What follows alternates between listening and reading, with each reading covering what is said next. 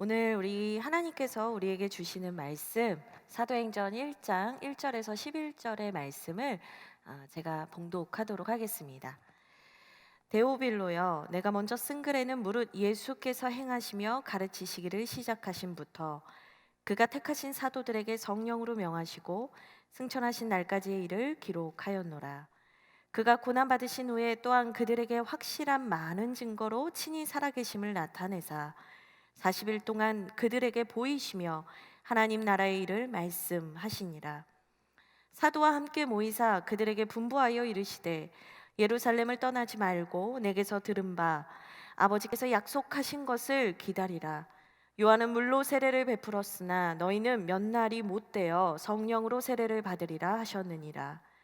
그들이 모였을 때 예수께 여쭈어 이르되 주께서 이스라엘 나라를 회복하심이 이때니까 하니 이르시되 때와 시기는 아버지께서 자기의 권한에 두셨으니 너희가 알 바가 아니요 오직 성령이 너희에게 임하시면 너희가 권능을 받고 예루살렘과 온 유대와 사마리아와 땅끝까지 이르러 내 증인이 되리라 하시니라. 이 말씀을 마치시고 그들이 보는데 올려져 가시니 구름이 그를 가리어 보이지 않게 하더라. 올라가실 때 제자들이 자세히 하늘을 쳐다보고 있는데 흰옷 입은 두 사람이 그들 곁에 서서 이르되 갈릴리 사람들아 어찌하여 서서 하늘을 쳐다보느냐. 너희 가운데서 하늘로 올려지신 이 예수는 하늘로 가심을 본 그대로 오시리라 하였느니라. 아멘. 이것은 하나님의 말씀입니다. 제가 잠시 기도하고 오늘 하나님의 말씀을 나누도록 하겠습니다. 하나님 감사합니다. 오늘도 이 예배당 가운데 우리를 불러 모아 주시고 주님께 예배하며 주님을 찬양하며 주님의 말씀에 귀를 기울이게 해주셔서 감사합니다. 여러 가지로 어려운 때지만 주님, 우리가 마음을 다하여 예배할 때 저희들에게 한량 없는 은혜를 부어주시고 깨닫는 은혜를 부어주시고 또한 우리의 마음을 결단하고 하나님을 향하여서 우리의 삶을 돌이킬 수 있는 은혜가 있게 하여 주시옵소서. 주님, 오늘도 기대합니다. 우리와 함께하여 주시옵소서. 예수 그리스도의 이름으로 기도합니다. 아멘. 네, 제가 목회자가 된 뒤부터 갖게 된 취미가 하나 있습니다. 뭐냐면 바로 식물을 키우는 건데요. 뭐 식물에 대한 조예가 깊거나 뭐 이런 것들을 잘 기를 줄 아는 스킬이 있어서 뭐 그런 취미를 갖게 된 것은 아닙니다. 좀 단순한데요. 씨를 뿌리면 싹이 나고 싹이 나서 줄기가 자라고 그 열매가 맺혀지는 과정을 보는 것이 너무 이게 행복하더라고요. 기쁘고. 그래서 사실은 뭐 이렇게 원래 이걸 취미다라고 말하기는 좀 그렇지만 어느 순간 제가 계속 뭔가를 키우고 있더라고요. 제 손을 거쳐간 좀 안타까운 식물들도 있어요. 되게 미안한 친구들도 있어요. 제가 많이 이렇게 죽이기도 하고 그랬지만 어쨌거나 그 식물들을 키우면서 행복을 느끼고 있습니다. 그리고 저에게 이러한 기쁨을 가르쳐준 저의 첫사랑과 같은 식물이 있습니다. 네, 사진을 하나 보여주실까요? 이겁니다. 깜짝 놀라셨죠? 이게 뭐지? 하셨을 것 같아요. 이게 뭐냐면 무예요, 무. 무입니다. 엄청나죠? 제가 이거 키운 거예요. 근데 이거 못 믿으실 것 같아서 제가 인증샷을 또 준비했습니다. 보여주시죠? 네, 접니다. 네, 저예요, 저. 전도사 때, 목사가 되기 전에 전도사 때 시절입니다. 제가 너무나 해맑게 웃고 있죠. 막 너무 신나가지고. 근데 무 크기 보세요. 진짜 장난 아니죠? 뭐 이게 막 이렇게 있습니다. 그래서 제가 이 무를 키우고 나서 너무나 신이 났던 기억이 나요. 뭐 엄청난 묘목을 사와서 키웠냐? 그것도 아니에요. 그 1,000원짜리 생활용품 많이 파는 그곳 아시죠? 다땡땡. 거기서 그냥 무씨, 배추씨 1,000원짜리 그 2봉지 사가지고 그냥 씨를 뿌렸는데 이렇게 났어요. 그래서 이제 많은 분들이 이 무의 사이즈를 보면, 크기를 보면 어떻게 생각하시냐면 뭔가 이게 저희 이제 제가 결혼 전이었으니까 친정집이잖아요. 그 저희 친정집에 뭔가 마당이 있나 보다. 뭔가 이렇게 옥토가 있는 엄청 그런 좀 좋은 밭이 있으셨나? 뭐 이런 생각을 하시더라고요. 그런데 네, 또 다른 사진 하나 보여주시죠. 여기서 키웠어요. 뭐냐면 저희 집 그 친정집 그 베란다에, 그 베란다 문 열고 나가면 보이는 요만한 그 흙이 이렇게 쌓여져 있는, 무릎까지 올라오는 그 베란다의 공간이 있거든요. 거기에요. 심지어 이 사진은 하나의 사진이 아니고 두 개의 사진을 붙여놓은 거예요. 그러니까 맨 왼쪽의 사진은 씨를 그냥 뿌려놓은 거. 그래서 자세히 보시면 제가 배추, 무 이렇게 적어놨어요. 이 옆에 거는 싹이 올라오기 시작했던 이제 사진이죠. 여러분 아시겠죠? 이 작은 공간에 제가 배추씨 한 봉지, 무씨 한 봉지를 탈탈탈 털어서 다 부었습니다. 정말 식물을 키울 줄 모르는 사람이죠. 폭은 한 50, 깊이는 한 60에서 70 정도 되는 그 작은 공간에 씨앗 2봉지를 쏟아 붓다니요. 말도 안 되는 겁니다. 그래서 저 아무 생각이 없이 그냥 탈탈탈 털고 자랄까? 그리고 물 한 번 주고 갔어요. 제가 정말 무지했고요. 또 뭐 어떻게 키우는지도 잘 몰랐습니다.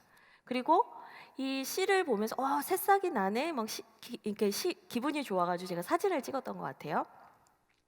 근데 이것도 잠깐이었고요. 저는 사실 이 친구들의 존재를 새카맣게 잊어버리고 말았습니다.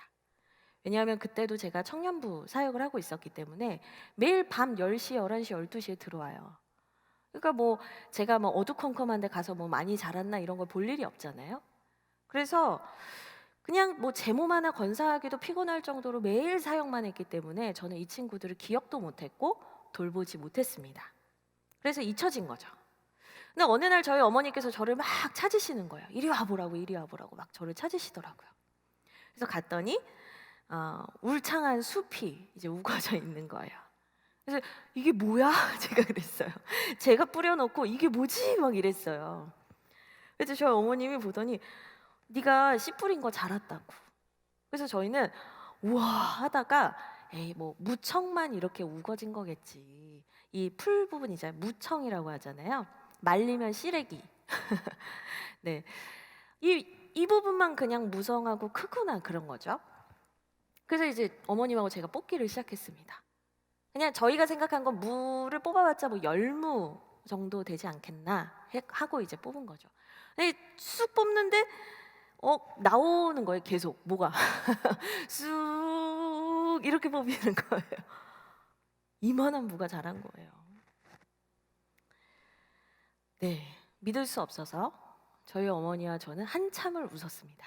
그 제가 기억이 나는데요. 전날이 주일이었어요. 제가 출근하려고 이렇게 출근 복장을 하다가 물을 뽑다가 이제 저희 어머니랑 너무 재밌어가지고 막 웃다가 이제 저 사진을 남겨놨던 거죠. 저도 어떤 일로 이렇게 됐는지는 진짜 그 과정은 다 알 수 없지만 참 놀라웠고 너무나 행복했던 기억입니다. 그래서 이 사진을 여러분에게 좀 보여드리고 싶었어요. 제가 이때 이 물을 키우고 이 물을 수확하면서 깨달은 것들이 좀 있었어요. 네. 이 물을 보면서 제가 교회가 무엇인지 또 목회라는 것이 무엇인지 제 나름대로는 아주 큰 깨달음을 얻는 계기가 됐거든요. 그래서 뭘 깨달았냐면 첫 번째는 모든 생명이 하나님의 손에 달려 있다라는 것이었습니다. 제가 씨를 뿌린 것은 맞아요. 그리고 물을 준 것은 맞습니다. 그런데 저는요, 아까도 제가 솔직하게 말씀을 드렸잖아요. 저는 이 물을 제대로 섬세하게 돌보거나 키우지 못했어요. 저는 이 물을 잘 돌보지 못했습니다. 그런데 이렇게 자란 것을 보니까요, 와, 이 생명이라는 건 하나님께 달려 있는 거구나. 이거 내가 한다고 하는 게 아니구나. 나는 내가 할 수 있는 것을 하지만 이것이 자라고 열매가 되고 이것이 생명으로서 역사하는 것은 하나님께 달려 있는 거구나. 제가 그것을 배웠습니다. 그래서 제가 오늘 이 말씀을 하면서 모든 것이 하나님께 하나님께 달려 있는 것이고 다 하나님께서 하실 거니까 우리는 하나님께 맡기고 그냥 기다리기만 합시다. 대충 삽시다. 우리가 할 것은 별로 없습니다. 이런 얘기를 하려고 오늘 이 강대상에 올라온 것은 아닙니다. 오히려 그분이 그분의 교회와 그분의 백성과 그분의 사역을 반드시 그 생명이 있는 사역을 책임지시고 돌보신다라는 것을 우리가 믿기 때문에, 그분이 우리를 감당하시고 책임지신다는 것을 믿기 때문에 우리가 오히려 우리의 자리에서 우리가 할 수 있는 최선을 다할 수 있다라는 얘기를 드리는 것입니다. 여러분 이거 아세요? 요즘 보면은 제가 보면 참 이 청년 세대 중에 완벽주의자가 많다라는 생각을 하게 됩니다. 완벽주의자는 어떤 사람이냐면요, 처음부터 끝까지 계획을 세워서 자기의 일을 계획하고 수립하고 그 일들을 이뤄내는 사람들이 아닙니다. 요즘 나타나는 완벽주의자는 그런 사람들이 아닙니다. 그럼 어떠냐? 내가 이것을 완벽하게 해낼 수 없다면, 내가 이것을 완벽하게 완성할 수 없다면 애초에 시작을 하지 않는 완벽주의자들이 참 많이 있습니다. 두렵기 때문에 시작을 아예 하지 않습니다. 그래서 이런 사람들의 특징이 뭐냐면 미리미리 준비할 수 없어요. 왜냐하면 내가 열심히 했는데도 결과가 좋지 않을까 봐 두려워서 시작을 미루고 계속 미룹니다. 그리고 마지막에 막 벼락치기를 해요. 그리고 결과가 안 좋아도 괜찮아요. 왜냐하면 내가 미리 한 것이 아니라 막바지에 닥쳐서 했기 때문에 이런 일이 생겼다, 이렇게 얘기를 합니다. 자기를 보호하는 거죠. 자기를 방어하는 거죠.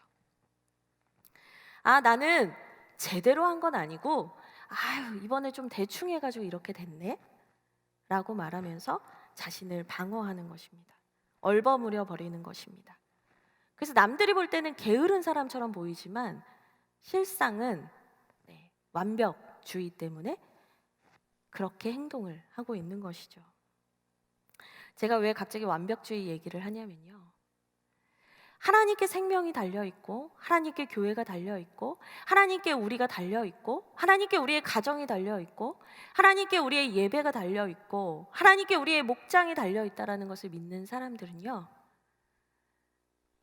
자기 혼자 완벽주의로 이것들을 어떻게든 해내려고 하기보다는 하나님이 반드시 이것을 키우고 생명을 지키신다라는 믿음 때문에 두려워하지 않고 오늘 내가 지금 할 수 있는 일들을 한다라는 말씀을 드리는 것입니다. 평안하고 기쁘게 자신의 일을 감당할 수 있는 것이죠. 중요한 것은 여러분, 교회와 우리의 인생은 하나님께 달려 있습니다. 생명은 하나님께 있습니다. 우리가 우리의 삶을 온전히 다 책임지지 못한다고 해도, 완벽하게 우리가 우리의 삶을 다 책임져지지 못한다 할지라도 하나님께서 여러분의 삶을 책임지시고 우리 한소망 청춘을 책임지고 계시는 것입니다. 또 제가 이 물을 보면서 두 번째 깨달은 게 있었어요. 뭐였냐면 성장이라는 것은, PPT를 제가 만들었었는데 보여주시면 좋겠어요. 첫 번째는 생명이 하나님께 있다. 두 번째는 뭐냐면 성장이라는 것은 우리의 지식과 지혜로 감히 예측할 수 없다는 것입니다. 어떤 것은 멈춘 것 같고요, 어떤 것은 다 자란 것 같은데요, 계속 자라고 있는 거예요. 또 어떤 것은 잘 자라는 것 같았는데 곧 말라 죽기도 합니다. 여러분, 우리는요, 어떤 생명을 가진 존재가 자라나고 있는 과정을 다 지켜볼 수도 없고 그것이 어떤 과정을 거쳐서 이렇게 됐는지 우리 온전히 모든 것을 파악하며 알지 못합니다. 이러한 원리를 설명해 주는 성경 구절도 있습니다. PPT가 있는데요, 제가 읽어드릴게요. 마가복음 4장 27절의 말씀입니다. 그가 밤낮 자고 깨고 하는 중에 씨가 나서 자라되 어떻게 그리 되는지를 알지 못하느니라. 예수님이 하신 말씀이거든요. 그 씨를 뿌렸는데 그 씨가 자라는 과정을, 그 모든 과정을 완벽하게 아는 사람은 아무도 없다라는 것이죠. 우리는 어느 날 문득 깨닫게 될 뿐입니다. 내가 지금 잘하고 있나? 멈춰 있는 것 같은데? 내가 지금 예전보다 나아졌나? 아니야, 나는 후퇴하는 것 같아, 퇴보하는 것 같아. 우리의 마음속에선 여전히 이런 여러 가지 생각들이 들고 불안하겠지만, 여러분, 성장이라는 것은 어느 날 문득 뒤를 돌아보았을 때 우리가 자라있는 것을 발견하게 되는 것입니다. 하나님께서 교회를 자라게 하시는 것도 그렇습니다. 우리 개인도 그렇고 우리 교회도 그렇고 하나님께서 우리를 자라나게 하시는 과정을 우리가 하나님의 관점에서 동일하게 보면서 우리가 그것을 공감하면서 우리가 그것을 안심하면서 가는 사람은 많이 없습니다. 우리는 그 하나님의 역사를 사실은 다 알 수는 없는 존재들입니다. 그래서 중요한 것은 이겁니다. 여러분, 우리는 함부로 단정지어서는 안 됩니다. 우리는 함부로 우리의 자리와 우리의 맡겨진 것들을 포기해서는 안 됩니다. 정리하면 제가 이 무라는 사진을 통해서 막 이런저런 얘기를 했는데요. 이 무 사진을 통해서 제가 여러분에게 말씀드리고 싶은 내용은 결국 정리하면 생명이라는 것도 성장이라는 것도 모두 하나님께 달려있는 일이다라는 것입니다. 하나님께서 어떤 은혜를 주시고 어떻게 키워가시는지 그것은 그분만 아는 일입니다. 여러분, 이것은 우리의 영적인 차원에도 적용이 되고요. 우리의 교회에도 적용이 되는 원리입니다. 생명은, 성장은 하나님께 달려 있습니다. 그래서 우리는 우리에게 주어진 공동체와 교회, 우리의 예배, 우리의 목장에 대해서 함부로 단정짓고 포기하고 그것을 포기할 수 없는 겁니다. 우리는 마음과 뜻과 힘을 다해서 우리의 최선을 다해서 그 하나님께서 반드시 일하신다라는 믿음 안에서, 신뢰 안에서 우리의 최선을 다해야 합니다. 그리고 끝까지 기다리며 하나님이 어떻게 하시는지 보아야 할 일입니다.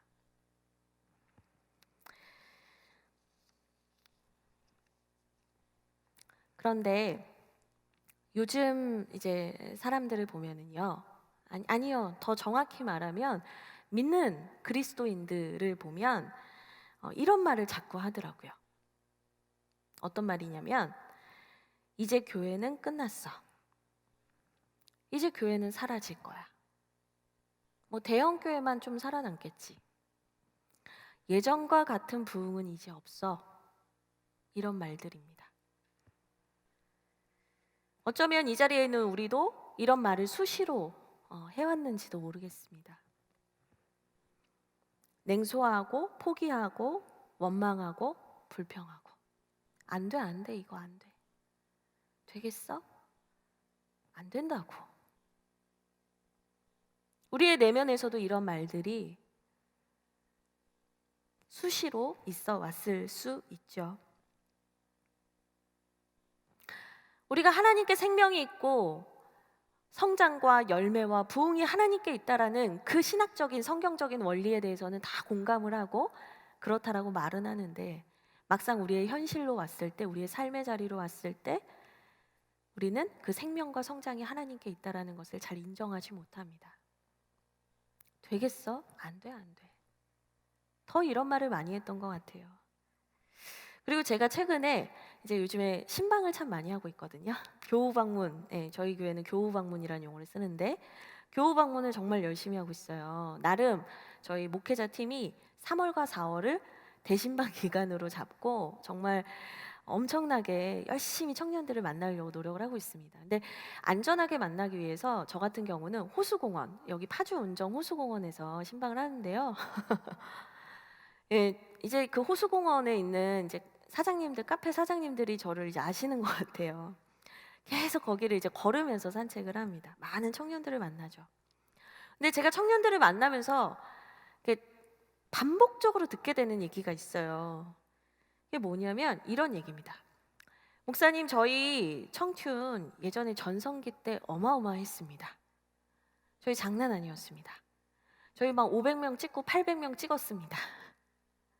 저희 예전에 성전에서 예배드리고 막 찬양하면요, 성전이 흔들렸습니다. 저는 마두동 성전을 모르거든요. 마두동 성전 때 막 진짜 1000명의 청소년과 청년들이 막 주님을 찬양하면서 뛰면서 그 성전이 막 흔들흔들 했었대요. 저한테 그 얘기를 많이 하더라고요. 그 이야기를 했던 청년들의 눈빛이 얼마나 슬퍼 보였는지 모르겠습니다. 안타까워 보였습니다. 그리고 그들의 눈이 두려워 보였습니다. 다시 그런 날이 올까? 다시 그런 날이 올 수 있을까? 그래서 그 친구의 그 문장에는 다 과거형의 문장들이었던 것 같아요. 그랬습니다. 우리 그때 그랬습니다. 우리 그때 좋았습니다. 우리 그때 진짜 뜨거웠습니다. 우리 그때 행복했습니다.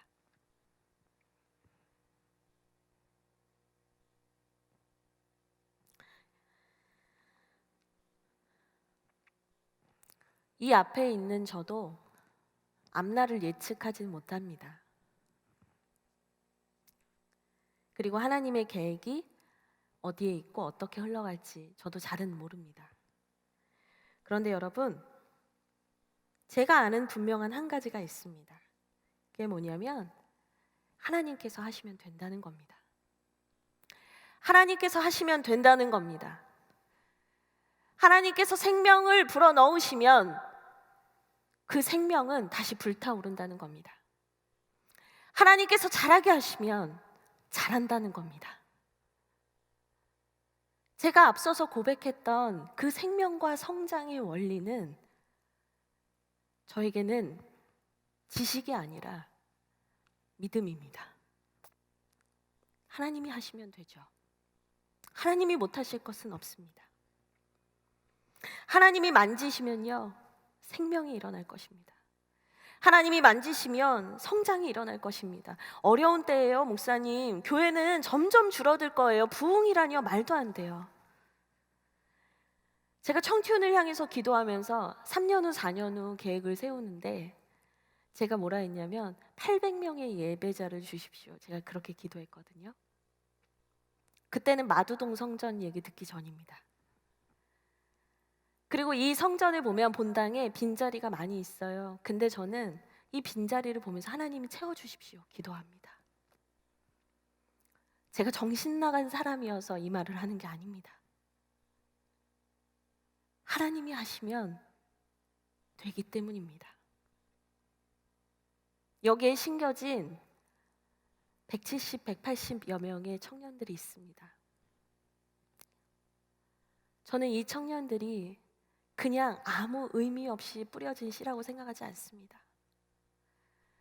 하나님께서 여러분에게 복음의 씨를 심어주셨고 하나님께서 여러분을 청춘에 심으셨습니다. 그 씨와 텃밭은 남들이 볼 때는 작고 볼품없고 아무것도 아닌 것처럼 보일지도 모릅니다. 그런데 여러분, 하나님이 하시면 된다니까요. 나는 아무것도 아닌데요. 저 못해요, 목사님. 저 진짜 엉망이에요. 저 진짜 목장 하나도 잘 못하고 있어요, 목사님. 여러분, 근데 저는 하나님을 믿기 때문에 여러분을 기대합니다. 여러분 한 사람 한 사람을 통해서 그리고 한 소망 청춘을 통해서 하나님께서 하실 일을 기대합니다. 우리의 예배도 더욱 뜨거워질 것이고요. 하나님만 함께 하시면, 하나님이 일하시면 우리의 목장도 다시 불타오를 것입니다. 헤어지기 싫어하고 그만 가라 그러면 짜증내고. 제가 이 이야기를 안 하고 싶었는데, 할 마음이 없었는데, 제가 그 하이튠 마을을 맡고 있잖아요. 그 하이튠 마을에는 20살 새내기들이 있습니다. 청년교회에 처음 올라왔는데 이 친구들은 올라오자마자 마스크를 쓰고 온라인 예배를 드려야 했습니다. 선배님들을 보고 싶어하는 새내기들이 되게 많아요. 저한테 막 묻습니다. 선배님들 언제 만나요? 너무나 순수하고 귀엽죠? 진짜 걱정을 많이 했습니다. 이 친구들을 놓치면 어떡하지? 이 친구들을 정착 못 시키면 어떡하지? 이 친구들이 청년교회에 마음을 못 열면 어떡하지? 근데 하나님께서 하신다는 마음을 주시더라고요. 그래서 10명의 목자, 2명의 지역 목자와 그 새내기들을 만나기 시작했습니다. 기도했습니다. 저는 스팸 차단 정말 많이 되어 있을 거예요. 제가 아무리 연락을 보내도 일이 줄어들질 않아요. 답이 오지 않고요. 매주 73명의 새내기들에게 저는 매일 문자를 합니다. 매주 문자를 합니다. 읽지도 않는 문자를 계속 보냅니다. 그냥 보냅니다. 처음에는 5명 정도가 답장을 했어요. 70명 중에 5명이 답장을 했어요. 근데 나중에는 한 10명 정도가 답장을 하더라고요. 그래도 지금은 한 15명 정도 답장을 합니다. 심지어 이모티콘을 보내줍니다. 제가 막 감격해서 이모티콘을 보내다니. 목사님, 예배 갈게요. 그 답장 하나에 너무 기뻤어요. 그리고 목자들이 저에게 건의를 합니다. 목사님, 목장 모임 더 하고 싶대요, 애들이. 아닌가 보다. 아닌 친구들도 있나 보다. 저희가 4시부터 5시까지 하는데요. 온라인 그 목장을 하는데, 목사님, 저희 더 하고 싶어요라는 얘기를 하는 거예요. 제가 여러분한테 자랑을 하거나, 저는 청춘을 맡고 있잖아요. 하이튠만 잘하고 있어, 자랑하려고 이 얘기하는 거 아니에요, 여러분. 걱정이 됐고 너무나 힘든 상황이었는데 하나님이 하십니다. 그 믿음 하나로 기도하면서 두드리고 다가갔을 때 하나님께서 그 한 생명 한 생명의 마음속에 작은 씨앗을 틔우시더라고요. 그들을 만지시더라고요. 그들에게 기대감을 주시더라고요.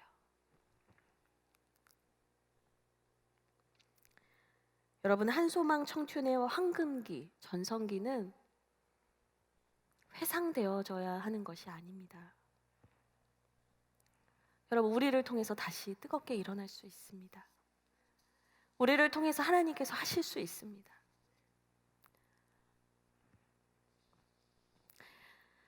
그래서 저는요, 우리 한국교회를 포기할 수 없고 우리 한소망 청춘을 포기할 수 없습니다. 저는 여러분들을 단정 짓지 않습니다.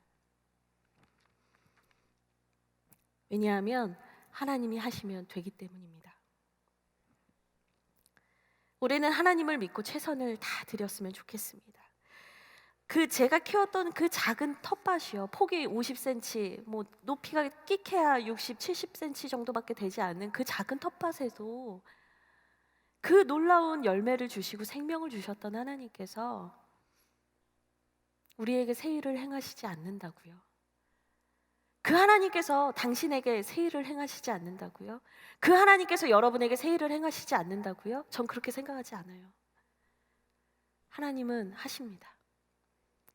여러분, 생명의 씨앗은 이렇게 딱 보면은 싹도 없고요. 그냥 조그만 검정 이런 점 같잖아요. 콩 같고 쌀 같고. 거기서 이 열매가 나올 거라고 누가 상상을 하겠어요? 근데 그 안에 생명이 있으니까 싹이 트고 열매가 자라는 거예요. 여러분, 한 분 한 분이 내가 볼 때는 내가 너무나 볼품없고 아무것도 아닌 것 같아도요, 여러분 안에 복음의 씨가 있으면 여러분 반드시 성장하고 자라고 열매 맺을 수 있어요. 한소망 청춘의 그 생명의 복음의 씨만 있으면 여러분, 우리에게는 하나님의 놀라운 역사와 부흥이 있다고요.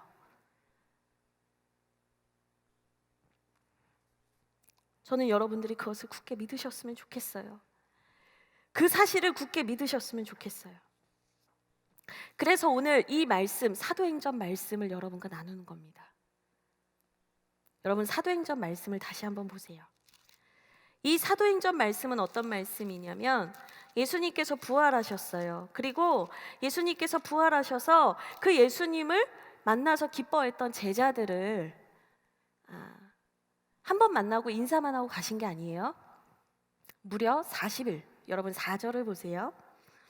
4절을 보면 예수님께서 그 제자들과 40일 동안을 무려 함께 하셨어요. 그러면서 하나님 나라를 기다리라, 하나님 나라에 대해서 말씀하시며 가르치셨거든요. 근데 이때 당시에 이분들이 어떤 분이었냐면 뭐 대단한 은사와 능력이 있는 분들이 아니에요.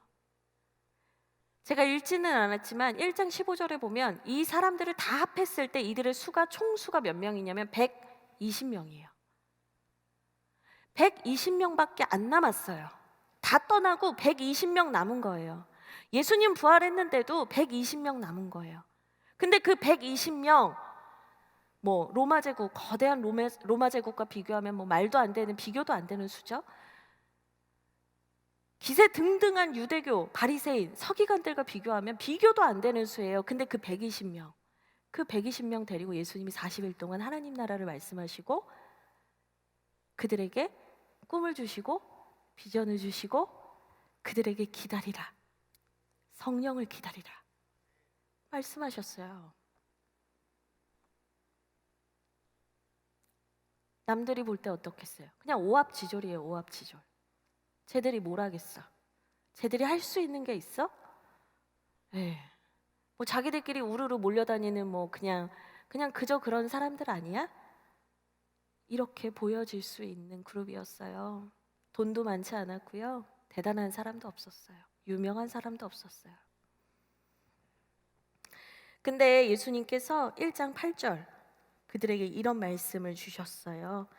오직 성령이 너희에게 임하시면 너희가 권능을 받고 예루살렘과 온 유대와 사마리아와 땅끝까지 이르러 내 증인이 되리라. 오직 너희에게 성령이 임하시면, 오직 너희에게 성령이 임하시면, 하나님의 영이신 그 성령께서 너희에게 임하시면, 하나님이 일하시면, 하나님이 너희 가운데 임재하셔서 일하시면 120명밖에 안 되는 오합지졸 갈릴리 어부들, 볼품없는 너희들, 작은 밭에 뿌려진 씨와 같은 아무도 주목하지 않는 너희들, 그 너희들을 통해서 내가 예루살렘과 온 유대와 사마리아와 땅끝까지 내가 너희를 통해서 일할 거야. 내가 너희를 통해서 복음을 전할 거야. 내가 너희를 통해서 교회를 세울 거야. 내가 너희를 통해서 일할 거야. 말씀하셨어요. 여러분, 저는 하나님이 하시면 된다고 믿어요. 그 말도 안 되는 그 볼품없는 제자들에게 하나님께서 일하셔서 놀라운 생명과 성장의 역사, 부흥의 역사, 열매의 역사를 이루셨다고 사도행전에 기록하고 있거든요. 여러분, 우리가 앞으로 함께 계속 살펴보게 될 이 사도행전 시리즈 설교에서는요, 계속 성령께서 그들에게 임하셔서 어떤 일들이 일어났는가를 계속 보여줄 거예요. 갈릴리 어부였던 베드로가 설교를 했더니 3,000명의 사람들이 회개하고 나왔고요. 베드로와 요한이 내게 은과 금은 없지만 예수 그리스도의 이름으로 일어나 걸어라 할 때요, 평생 못 걷던 사람이 걸었고요. 스데반이 돌을 맞고 순교했지만 그 순교에도 불구하고 교회는 점점 더 흥황하여지고 부흥했고 복음은 널리 퍼졌거든요. 성령이 임하시고 하나님이 하시니까요, 예수를 미워하고 박해하던 사도 바울, 옛날엔 사울이라 불리던 그 자가 이방인을 위한 복음의 통로가 됐거든요. 이방신과 미신을 믿고 하나님을 알지도 못했던 그 나라들의 교회가 세워지기 시작했거든요. 여러분, 사도행전은 아무것도 아닌 사람들에게 성령이 임해서 그 성령을 통해서 교회가 세워지고 생명의 역사가 일어났다라는 것을 기록하는 책입니다. 오늘부터 시작해서 우리 그 책을 나눌 거예요. 여러분, 그것을 옛날 이야기 듣듯이 그때는 그랬구나. 여러분, 그렇게 우리가 이 설교 시간을 그냥 보낼 수 없어요. 하나님께서 오늘 여러분에게 말씀하시고 하나님께서 여러분에게 이 시간에 이때에 여러분에게 사도행전 말씀으로 초대하신다는 것은 우리에게도 그것을 기대하고 소망하라는 겁니다. 우리에게도 그 일을 행하시겠다는 겁니다. 우리에게도 하나님께서 그 역사를 보여주시겠다는 겁니다. 그래서 목사님, 우리가 그러면 어떻게 해야 되죠? 매주 설교를 빠지지 않고 잘 들으면 될까요? 네, 이런 결론 아니죠. 여러분, 함께 성경 말씀을 좀 보면 좋겠는데요. 4절 말씀입니다. 여러분들도 소리를 내셔서 4절 말씀을 함께 읽으시면 좋겠습니다. 네, 성경에 있는 분들을 읽어주시면 좋겠습니다. 읽겠습니다. 사도와 함께 모이사 그들에게 분부하여 이르시되 예루살렘을 떠나지 말고 내게서 들은 바 아버지께서 약속하신 것을 기다리라. 네. 그 하나님께서 하신다는 것을 믿으면서 우리가 해야 할 것이 뭐냐? 기다리는 겁니다. 근데 여기서 기다린다라고 하면은 사람들이 어떻게 생각하냐면 그냥 멍하니 그 일이 있을 때까지 그냥 우리가 가만히 있으면 되는 건가? 이렇게 생각을 합니다. 감이 떨어지기를 바라면서 입을 벌리고 그냥 있으면 되는 건가? 이렇게 생각을 할 수 있죠. 근데 여기서 여러분, 기다리라는 것은 뭐냐면 사도행전에서 기다림은 기도입니다. 기도하라는 겁니다. 너희가 하나님의 그 때를 소망하고 기대하며 기다리라는 것, 기도하라는 겁니다. 그래서 여기에서 이 말씀을 들은 제자들이 어떻게 하는 줄 아세요? 네, 자기들이 유하는 다락방으로 올라갑니다. 13절인데요. 제가 읽어드리겠습니다. 들어가 그들이 유하는 다락방으로 올라가니 베드로, 요한, 야고보, 안드레와 빌립, 도마와 바돌로메, 마테와 알페오의 아들 야고보, 셀로시인 시몬, 야고보의 아들 유다가 다 거기 있어 여자들과 예수의 어머니 마리아와 예수의 아우들과 더불어 마음을 같이하여 오로지 기도에 힘쓰더라. 사도행전 1장 13절 14절은 이렇게 얘기하고 있어요. 기다림은 기도입니다. 꿈꾸고 선포하면서 기도하는 겁니다. 성령을 사모하고 그 성령 충만의 은혜를 사모하면서 기도하는 겁니다. 그때 오순절 성령 강림 사건이 일어난 것이죠.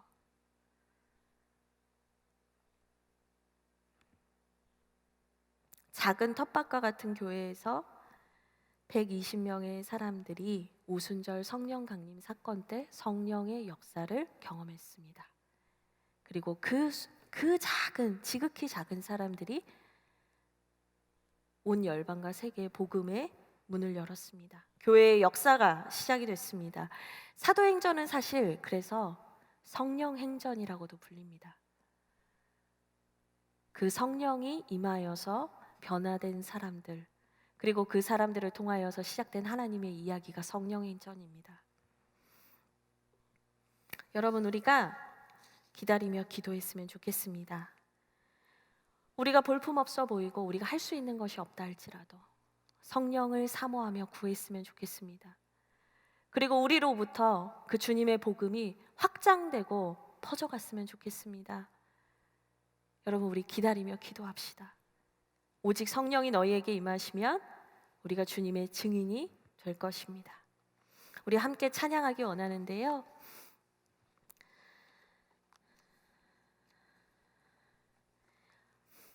이 찬양은 우리가 지난주 말씀을 듣고 함께 했던 결단 찬양이기도 합니다. 성령이 오셨네라는 찬양인데요. 여러분, 과거에만 머물러 계시지 마시고요. 또 지금 내 눈앞에 펼쳐진 것들 때문에 여러분 두려워서 포기하거나 도망가지 마시고요. 여러분을 통해서 하나님께서 일하시면 되거든요. 기도하고 성령을 사모하며 나아갑시다. 여러분을 통해서 청춘이 새로워질 것입니다. 여러분을 통해서 목장이 새로워질 것이고요. 여러분을 통해서 여러분의 가정이 새로워질 것입니다. 여러분을 통해서 여러분의 직장과 학교와 여러분이 거하는 모든 자리가 변화될 것입니다. 여러분을 통해서 한소망 청춘이 새로워지고 여러분을 통해서 한국교회가 새로워질 것입니다.